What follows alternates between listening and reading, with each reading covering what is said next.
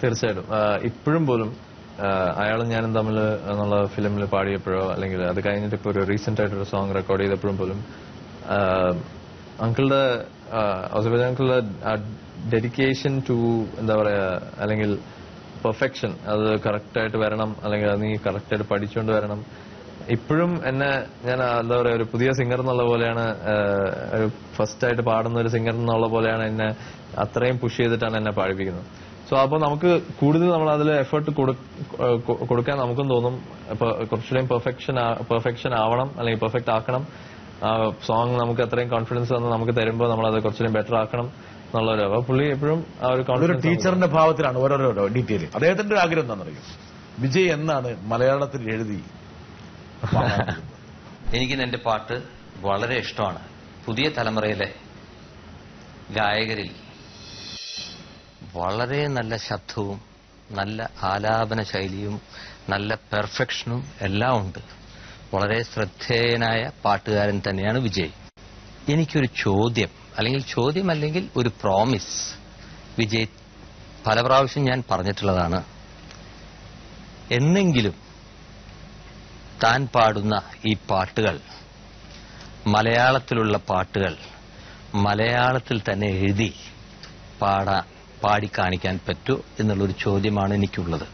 വിജയ് ഒരു വാചകത്തിൽ ഉത്തരം പറഞ്ഞത്. തീർച്ചയായിട്ടും. എന്താണ്, എനിക്ക് ആഗ്രഹമില്ലാഞ്ഞിട്ടല്ല, ഞാൻ കുറെ 2-3 സ്ഥലത്തൊക്കെ ട്രൈ ചെയ്തിട്ടുണ്ട്. എന്റെ പ്രൈവറ്റ് ആയിട്ടുള്ള റെക്കോർഡിംഗ്സ്, ഡിവോഷണൽ. ഔസേപ്പച്ചന്റെ അടുത്ത പാട്ടൊക്കെ ചെയ്തേക്കാം. ഇപ്പൊ ഉടനെ ഉണ്ട്.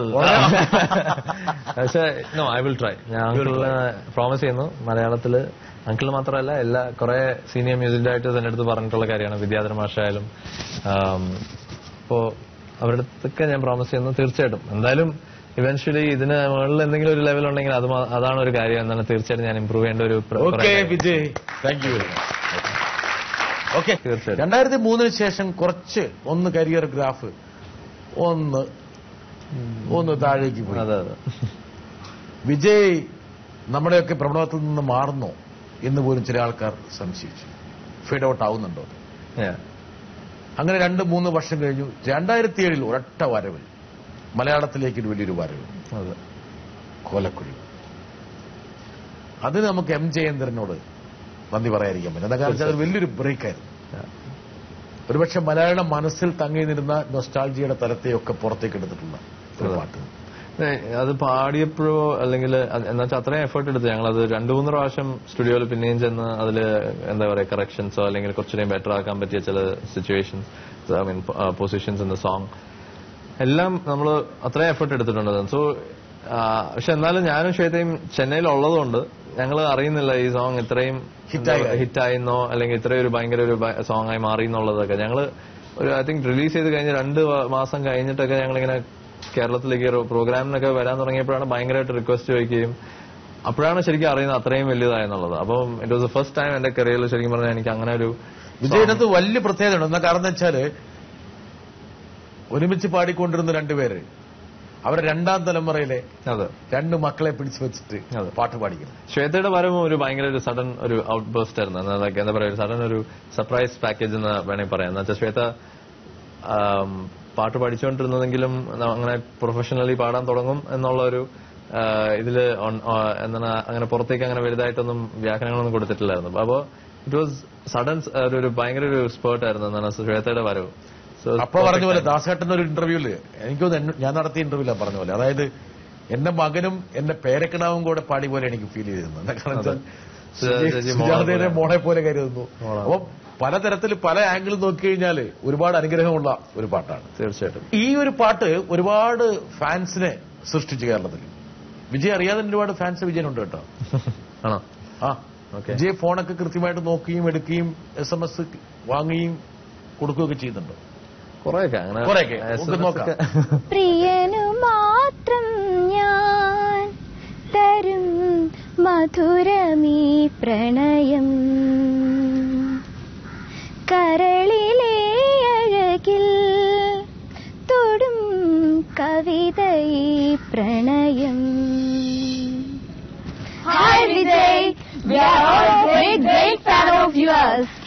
ന്യൂ ജനറേഷൻ സിംഗേഴ്സിൽ വെച്ച് ഞങ്ങൾക്ക് എല്ലാവർക്കും ഏറ്റവും ഇഷ്ടപ്പെട്ടത് വിജയ് യേശുദാസ് തന്നെയാണ്. ഞങ്ങൾക്ക് ചോദിക്കാനുള്ള ചോദ്യം ഇതാണ്. വിജയ് ഒത്തിരി സിംഗേഴ്സിനോടൊപ്പം പാടിയിട്ടുണ്ട്. എന്നാൽ ശ്വേതാ മോഹനോടൊപ്പം പാടുമ്പോൾ എന്തോ ഒരു കെമിസ്ട്രി ഞങ്ങൾക്ക് ഫീൽ ചെയ്യുന്നുണ്ട്. ഫോർ എക്സാമ്പിൾ കോലക്കുഴൽ വിളി കേട്ടോ, പ്രിയന് മാത്രം ഞാൻ, എല്ലാത്തിലും ഞങ്ങൾക്ക് വളരെ ഇഷ്ടമാണ് ഈ പാട്ടുകളൊക്കെ. എന്താണ് ഇതിന് പിന്നിലെ രഹസ്യം? വിജയ്, ഒരുപാട് ഫാൻസ് ഇങ്ങനെ ബൈറ്റ് വന്നു. അപ്പൊ ഞാൻ പറഞ്ഞു ഈ ഇന്റർവ്യൂ വിജയിന്റെ ഭാര്യയെല്ലാം കാണും, വെറുതെ കുഴപ്പമുണ്ടാക്കണ്ട, നമുക്ക് വളരെ എനിക്ക് കുറച്ചുകൂടെ കാണണം വേറെ ആരൊക്കെയാ ഉള്ളത്. ഇങ്ങനത്തെ ഫാൻസ് വളരെ സെലക്റ്റീവാണ്. അപ്പോൾ എവിടെയെങ്കിലൊക്കെ പ്രോഗ്രാം പോകുമ്പോഴേ നമുക്ക് ഇങ്ങനെ ആരെങ്കിലൊക്കെ, അതും ഇങ്ങനെ ഇത്രയും ഡീറ്റെയിൽ ആയിട്ട് അവര് നമ്മളെ പറയുന്നതോ അല്ലെങ്കിൽ ഈ പറഞ്ഞ പോലെ പ്യുവർ ലവ് ഫോർ മ്യൂസിക്. ഒരാൾ കൂടി വരുന്നതാ വിജയ് ചേട്ടന്റെ അടുത്ത് എപ്പോഴും ചോദിക്കണം എന്ന് വിചാരിക്കുന്ന കാര്യം തന്നെയാണിത്. ഒരുപാട് റോൾസ് വളരെ ഈസി ആയിട്ട് വിജയ് ചേട്ടൻ ജഗിൾ ചെയ്യണു. അതെങ്ങനെയാണ്? എപ്പോ വിളിക്കലും വിജയ് ചേട്ടൻ ഒന്നെങ്കിൽ ട്രാവലാണ്, ചെന്നൈയിൽ നിന്ന് ട്രിവാൻഡ്രത്തേക്ക് പോകണു, കൊച്ചിയിലേക്ക് പോകണു, പിന്നെ അവിടെ നിന്ന് ദുബായിക്ക് പോകണു, അവിടെ നിന്ന് സിംഗപ്പൂരിലേക്ക് പോകണു. അതല്ലാതെ റെക്കോർഡിങ്സ്, ഷോസ്, പിന്നെ ഇതൊന്നും അല്ലാതെ ഫാമിലിക്കും ഫ്രണ്ട്സിന്റെയും കൂടെ സ്പെൻഡ് ചെയ്യാൻ ടൈം കണ്ടുപിടിക്കുന്നു. പിന്നെ ദർശനയുടെ ബിസിനസ്സിലും ഹെൽപ്പ് ചെയ്യുന്നു. ഇതൊക്കെ മാനേജർ ഇല്ലാതെയാണ് ചെയ്യണത്. അതെങ്ങനെയാണ് ഇതൊക്കെ ജഗിൾ ചെയ്യണേ എന്നാണ് എന്റെ ക്വസ്റ്റ്യൻ. ഇത് ഈ ജഗിൾ ചെയ്യുന്നതിനെ കുറിച്ച് പറയുന്നതിന് മുമ്പ് ശ്വേത, നമുക്ക് ആ കോലക്കുഴി വിളി നോക്കിയിട്ട് അങ്ങോട്ട് പോകാം. ഒരുമിച്ച് പാടാറുന്നല്ലേ? അതെ. കോലക്കുഴൽ വിളി കേട്ടോ രാധേ എന്നാലേ, കണ്ണനെ വിളിച്ചോ രാവിൽ ഈ രാവിൽ, പാനിലാവ് പെയ്യുമ്പോൾ പൂങ്കിനാ